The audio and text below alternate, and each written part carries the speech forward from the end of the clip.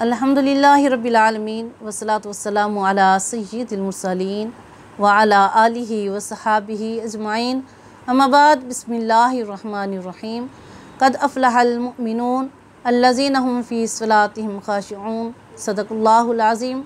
अस्सलामु अलैकुम व रहमतुल्लाहि व बरकातुहू। मेरा आज का मौज़ू है नमाज की फ़जीलत। इस्लाम के 5 अरकान में से कलमा तय्यबा पहला रुकन है और नमाज दूसरा रुकन है। तौहीद और ईमान के बाद जिस इबादत पर सबसे ज़्यादा ज़ोर दिया गया है वो है नमाज, और नमाज के मतलब कई अहादीस मुबारका मौजूद है। तमाम इबादत दीन में नमाज को खुसूसी अहमियत हासिल है। इस अहम फ़रीज़े का ज़िक्र कुरान मजीद में कई सौ मरतबा आया है और तकरीबन 100 मरतबा नमाज पढ़ने का हुक्म दिया गया है। हुक्म तो अल्लाह रब्बुल इज़्ज़त का एक मरतबा ही काफ़ी था, मगर अल्लाह रब्बुल इज़्ज़त ने कुरान मजीद में बार बार ताकीद फरमाई, वक़ीमुस्सलाह वरकऊ मअर राकिईन इन्नस्सलाता तन्हा अनिल फ़हशाइ वल मुनकर क़द अफ़लहल मुमिनून अल्लज़ीना हुम फ़ी सलातिहिम ख़ाशिऊन वस्तईनु बिस्सब्रि वस्सलाह। कि बेशक अल्लाह रब्बुल इज़्ज़त बार बार हमें नमाज की ताकीद फरमाते हैं, और ये ताकीद इस बात का सबूत है कि नमाज कितनी अहम है। और अल्लाह ताला को अपने बंदों खुसूसन प्यारे अम्बिया अलैहिस्सलाम की उम्मत पर अल्लाह पाक बड़ा मेहरबान है। इसका अंदाज़ा इस बात से लगाया जा सकता है कि अल्लाह रब्बुल इज़्ज़त ने फ़रिश्तों को सिर्फ़ एक बार सजदा करने का हुक्म दिया था। इब्लीस के इनकार पर अल्लाह रब्बुल इज़्ज़त ने इसे जन्नत से निकाल दिया, मरदूद करके धिक्कार दिया, हालांकि इबादत और रियाजत में वो किसी से कम नहीं था।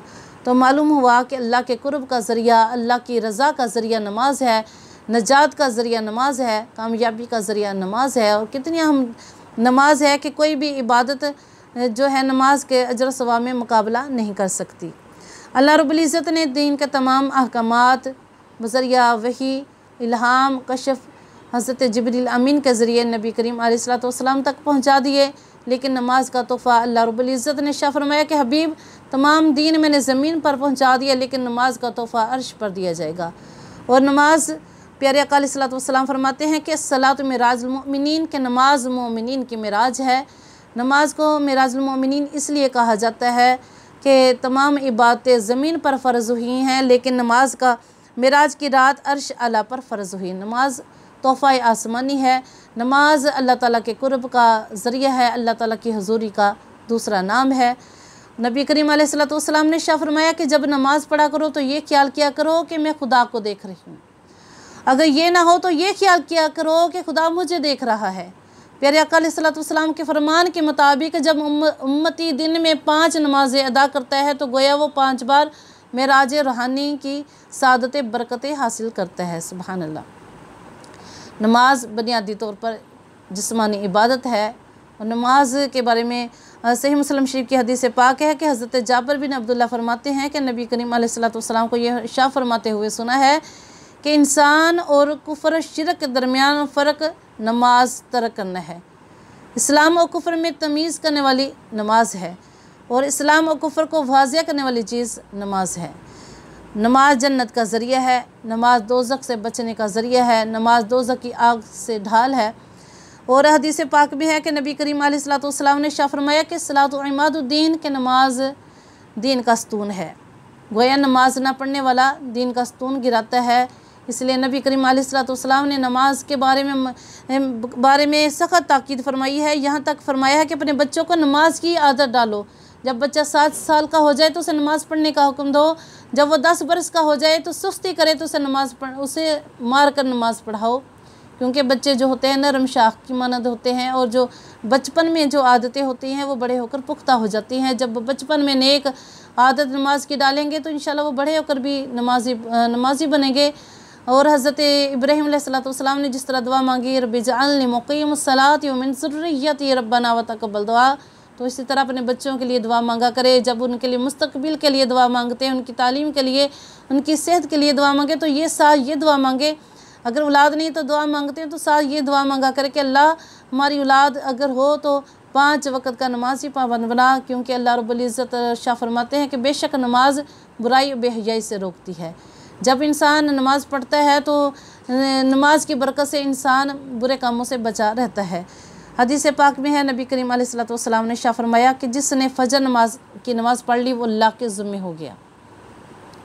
ये तो सिर्फ फ़जर की नमाज की फ़जीलत है।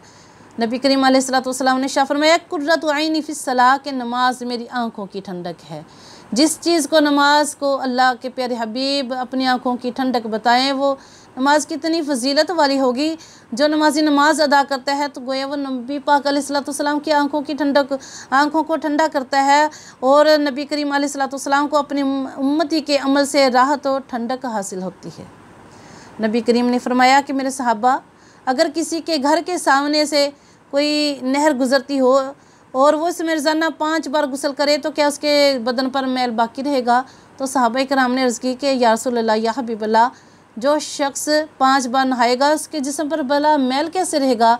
तो प्यारे आका अलैहिस्सलाम ने शाह फरमाया कि जो रोज़ाना 5 नमाज़ें अदा करता है उसके जितने भी गुनाह होते हैं अल्लाह रब्बुल इज़्ज़त तमाम गुनाहों को माफ़ फरमा देता है, उसके कोई भी गुनाह बाकी नहीं रहते। यानी कि जो नमाज़ें 5 रोज़ाना अदा करता है उसके कोई गुनाह बाकी नहीं रहते। बनी इसराइल का वाक़या है, हज़रत ईसा अलैहिस्सलाम का समंदर के किनारे पर से गुज़र हुआ तो उन्होंने वहाँ नूर का परिंदा देखा जो कीचड़ में घुस गया, फिर निकलकर उसने गुस्ल किया, फिर वो पहले की तरह खूबसूरत हो गया। बार बार इसी तरह कर रहा है तो हज़रत ईसा अलैहिस्सलाम बड़े हैरान हुए तो वही नाज़िल हुई। हज़रत जिब्रील अमीन ने फरमाया कि हज़रत ईसा अलैहिस्सलाम, अल्लाह ताला ने इस परिंदे को उम्मत मोहम्मदी में 5 नमाज़ें अदा करने वाले की मिसल करार दिया है। बस कीचड़ जो है गुनाहों की मानद है और समंदर में गुस्ल करना नमाज पढ़ने की मिसल है। तो गौर करें, जब हम 5 नमाज़ें अदा करेंगे तो साथ गुनाह भी हमारे मिटते जाएंगे, अल्लाह की रहमत भी साथ होगी। अल्लाह ताला नमाज अदा करने वालों से, इबादत करने वालों से अल्लाह ताला मोहब्बत करता है और नमाज जो है अल्लाह ताला के कुर्ब का ज़रिया है। अल्लाह ताला से नमाज से अल्लाह का कुर्ब हासिल होता है। हज़रत इमाम हसन रज़ियल्लाहु ताला फरमाते हैं कि नबी करीम अलैहिस्सलाम से उन्होंने रवायत की है कि नमाजी के लिए 3 एज़ाज़ होते हैं। आसमां से लेकर उसके सर तक खैर व बरकत की बारिश होती रहती है। उसके कदमों से लेकर आसमां की बुलंदी तक फ़रिश्ते उसकी हिफाजत करते हैं और एक फ़रिश्ता आवाज़ देता है कि यह नमाजी बंदा अगर ख्याल कर ले कि किस ज़ात पाक से इस वक्त राज़ो न्याज कर रहा है तो दौरान नमाज हरगिज़ इधर उधर मुतवज्जे ना हो। यानी कि नमाज खुशू खुशू के साथ नमाज अदा करनी चाहिए।